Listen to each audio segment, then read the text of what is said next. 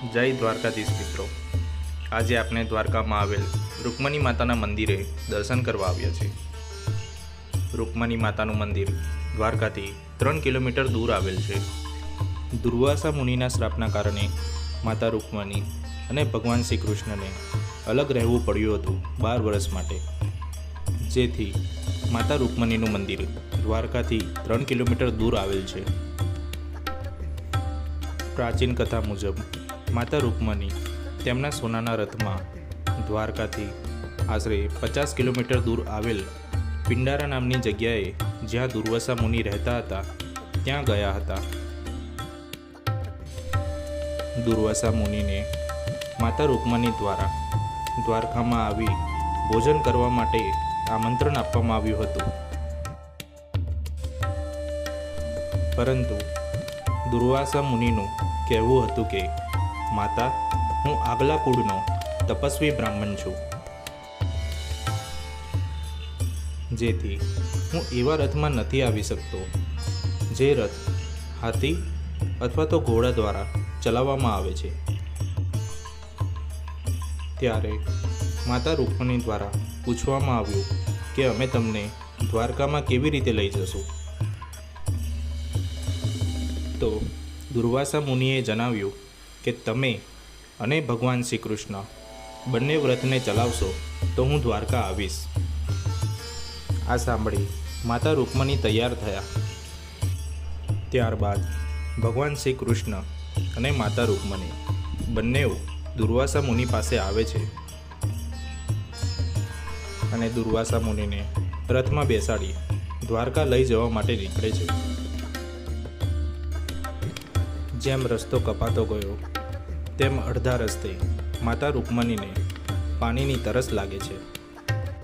જેથી માતા રૂકમણી ભગવાન શ્રી કૃષ્ણને પ્રાર્થના કરે છે કે પ્રભુ, મારાથી હવે આગળ નહીં ચલાય, મને તરસ લાગી છે.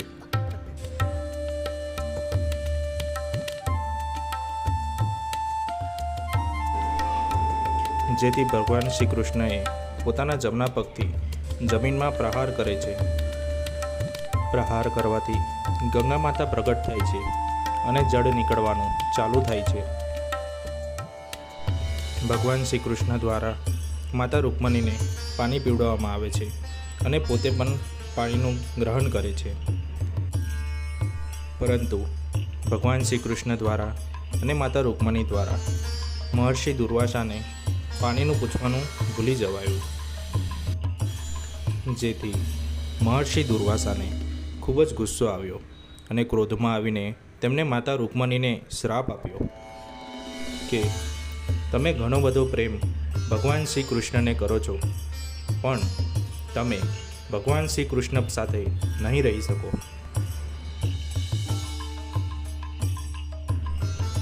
તમારા દ્વારકા નગરીમાં બધું કુશળ મંગળ રહેશે, પરંતુ તમારા વિસ્તારમાં પાણી મીઠું નહીં રહે.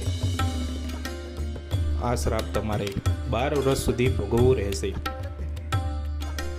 જે શ્રાપના કારણે દ્વારકામાં હજુ પણ પાણી ખારું રહે છે. અહીંયા નદી, કૂવા, બોર તમામમાં પાણી ખારું જ રહે છે. જે શ્રાપના કારણે માતા રૂકમણીનું મંદિર દ્વારકાથી 3 કિલોમીટર દૂર આવેલું છે.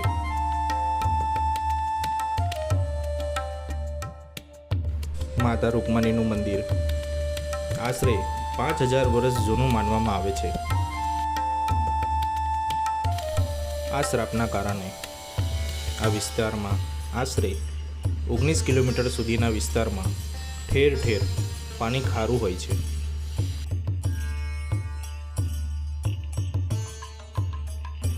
આ મંદિરમાં પાણીનું દાન કરવામાં આવે છે. શ્રાપના કારણે આ વિસ્તાર ખારા પાણીનો હોય, અહીં પાણી દૂરથી લાવવું પડે છે. જેથી આ મંદિરમાં પ્રસાદ રૂપે પણ પાણી આપવામાં આવે છે. તેમજ દાન રૂપે પણ તમે અહીં પાણીનું દાન જ કરી શકો છો. પિતૃઓના તર્પણ માટે પણ આ દાન કરવામાં આવે છે તેવું માનવામાં આવે છે.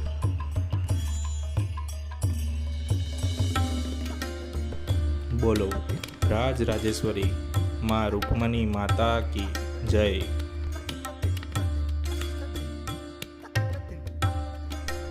જય દ્વારકાધીશ.